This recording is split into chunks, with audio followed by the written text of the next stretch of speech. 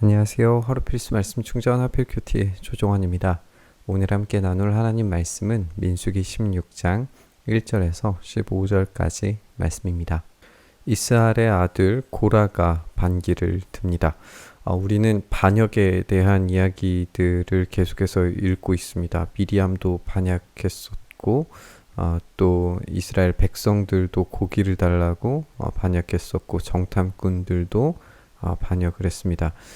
이런 반역의 이야기들이 계속 이제 진행되면서 고라의 반역도 그 맥락을 같이 하는 것으로 우리가 이해해 볼 수 있는데, 이 고라의 반역의 어떤 특징들이 있는데 그걸 우리가 좀 함께 살펴보려고 합니다. 우리가 어제의 장면에서 이 이스라엘 백성이 약속의 땅에 들어갔을 때에 드릴 제사에 대한 이야기가 나오는 것을 확인을 했어요. 그러니까 이 제사를 집행할 사람들, 제사장들에 대한 이야기 이후에 이제 고라의 반역 이야기가 나오기 때문에 어떤 예배와 관련된 것인가 라고 하는 질문이 들기도 하는데, 오늘 이 이야기의 내면을 깊이 살펴보면 이 반역의 이야기에 하나의 이제 스펙트럼이 담겨져 있다는 것을 우리가 확인을 해보게 될 겁니다. 결국에는 이들이 잡으려고 하는 반역의 이유가 권력이라는 것, 하나님과 상관없는 반역이라는 것을 우리가 생각을 해보게 될 겁니다. 그러나 이 고라의 반기가 이 명목적으로는 겉으로 보이기에는 굉장히 경건해 보이는 그런 이유들을 들고 있는 걸 우리가 확인하게 될 거예요. 고앗의 손자이며 레위의 증손인 이 고라가 반기를 들었다. 엘리압의 아들인 다단과 아비람, 그리고 루벤의 손자이며 벨렛의 아들인 온도 고라와 함께 합세를 해서 이 반역을 들고 있습니다. 그들이 모세를 거역하여 일어서니 이스라엘 자손 가운데서 250명의 남자들이 합세했는데, 그리고 회중의 대표들로 총회에서 뽑힌 이들이었고, 잘 알려진 사람들, 굉장히 꽤나 유명한 사람들이 이제 힘을 규합하는 것을 우리가 보게 됩니다. 이들이 회중의 대표들이었고 백성들을 대표할 만한 자들이었다라고 설명하는 것으로 봐서 이것이 굉장히 힘 있는 세력이라는 것을 확인을 해볼 수가 있죠. 우리는 이제 이 미리암과 백성들이 정탐꾼들의 어떤 악의적인 거짓말들, 이런 것들을 보면서 하나님을 향한 반역의 요소들로 차고 넘쳤다라고 하는 점을 지적했습니다. 이런 점을 우리가 이제 생각을 해보면서 이들이 모세와 아론에게 대항해서 항의하는 내용이 굉장히 주의 깊게 생각을 해봐야 할 거라는 거예요. 당신들은 분에 넘치는 일을 하고 있어. 온 회중이 각자 다 거룩하고 그들 가운데 주님께서 계시는데, 정말 온 회중이 다 거룩한가를 생각해 봤을 때 이미 선례가 그렇지 않다는 것을 이제 이야기함에도 불구하고 이들은 온 회중이 거룩하다는 원론적 이야기로 접근을 하는 것을 우리가 보게 되죠. 그리고 그들 가운데서 주님께서 계시는데, 성막 가운데에서 하나님께서 함께 하시기 때문에 이것도 틀린 이야기가 아닙니다. 어찌하여 당신들은 주님의 회중 위에서 군림하려고 하오. 여기에 이제 군림이라고 하는 단어가 보여주는 게 어떤 권력이라는 것을 우리가 확인을 해보게 되는데, 모세가 이 말을 듣고 땅에 엎드려서 기도하고 나서 고라와 고라가 데리고 있는 모든 사람에게 이렇게 이야기합니다. 내일 아침에 주님께서는 누가 하나님께 속한 사람이고 누가 거룩하고 누가 그에게 가까이 나갈 수 있는지 알려주실 것이요, 주님께서는 친히 택하신 그 사람만을 주님께 가까이 나오게 하실 것이요, 이렇게 하시오. 당신들 고라와 고라가 데리고 있는 사람들 모두 향로를 가지고 나오시오 라고 그렇게 이야기를 합니다. 우리가 이 이야기 자체가 겉으로 봐서는 굉장히 이제 경건한 이야기들로, 원론적이고 이제 당연한 이야기들로 이야기하는 것을 보게 되는데, 표면적으로는 굉장히 경건하지만 하나님의 이스라엘 공동체를 향하신 목적과 이유를 정확하게 어떻게 보면 파악한 것처럼 보이기도 하는데, 그들이 지금 경건을 꾸미고 있고 매우 거룩한 행위를 하고 있는 것처럼 말하지만 그들의 행위로 거룩을 어떤 사려고 하는 행위에 지나지 않는다는 것을 우리가 지적을 할 필요가 있습니다. 그들은 지금 권력을 취득하려고 하고 있고, 이 보이는 경건, 겉으로 보이는 그런 행위를 통해서 이들이 경건과 거룩을 고양시키고 더 높은 권위로 모세를 쳐내려고 하는 것을 보게 돼요. 결국에는 그들 속에 겉으로는 경건이지만 그 속에는 권력을 향한 탐욕이 있다는 것을 확인을 하게 되는 겁니다.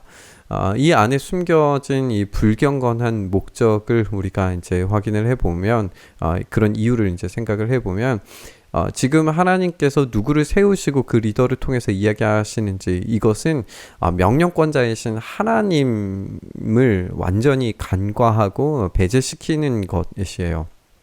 하나님께서 모세와 대화하고 계시는데 그게 틀렸다라고 이야기하는 것이기 때문에 그들이 겉으로는 경건해 보일지 몰라도 그 안에서 명령하고 계시는 하나님을 무시하고 있는 행위가 돼버리게 되는 겁니다. 그래서 내일 주님 앞에서 그 향로에 불을 담고 향을 피우도록 하고 주님께서 한 사람을 택하시고 그 거룩한 사람을 선택하실 거라고 이야기하면서 레위의 자손이라고 하는 당신들이야말로 분에 넘치는 일을 지금 하고 있다. 모세가 고라에게 말하면서 레위 자손들은 들으시오.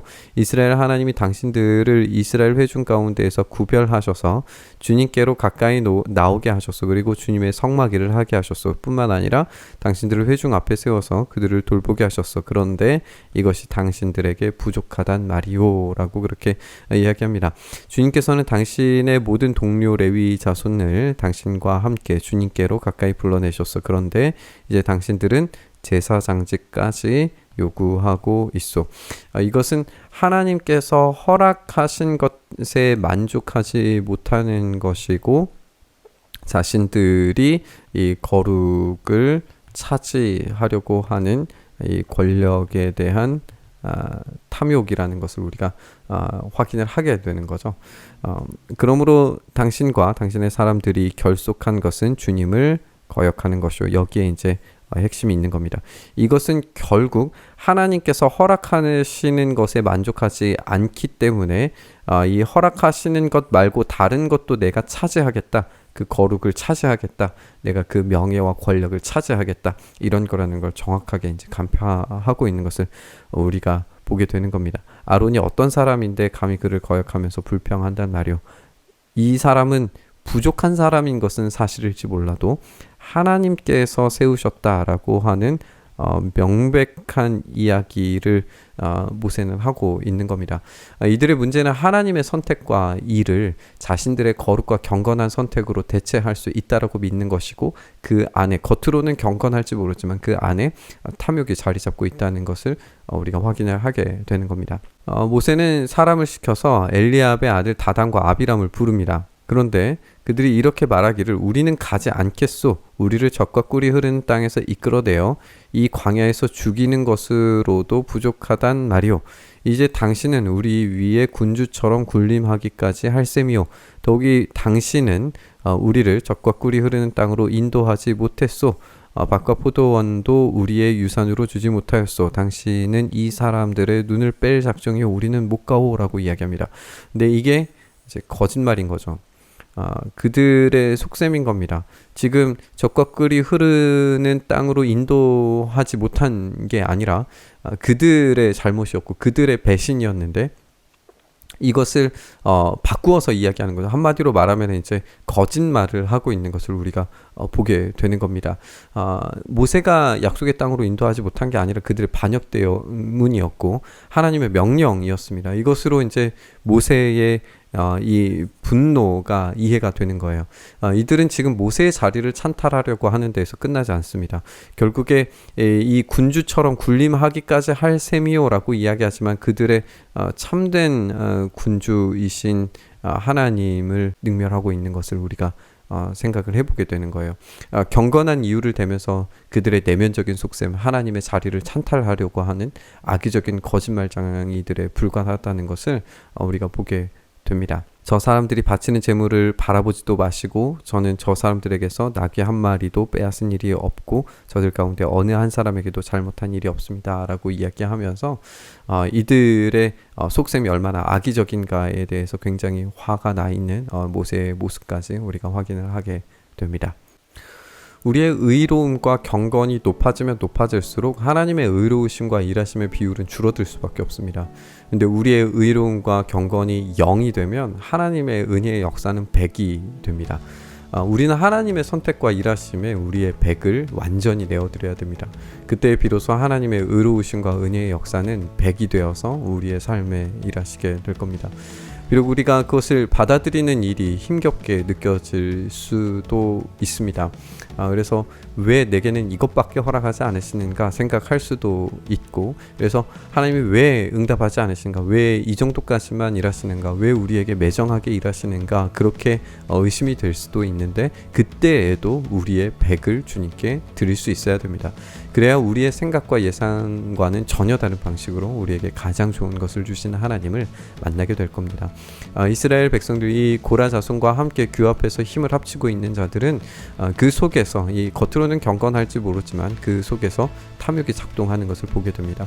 그들의 전심을, 그들의 모든 것을 하나님께 드리지 못하고 있다는 증거인 거죠. 칼빈은 나의 심장을 즉시 주님께 드리나이다 라고 고백을 한 적이 있었습니다. 생명과 주권이 오로지 하나님의 것임을 선언한 겁니다. 우리가 그렇게 되기를 소망합니다. 우리의 의로움과 우리의 경건과 우리의 노력과 우리의 행위를 전적으로 100을 우리 하나님께 드릴 수 있었으면 좋겠습니다. 그렇다면 선하신 하나님께서 우리에게 100을 주시고 우리에게 갚아주시고 은혜로 우리의 삶을 이끌어 가실 줄 믿습니다.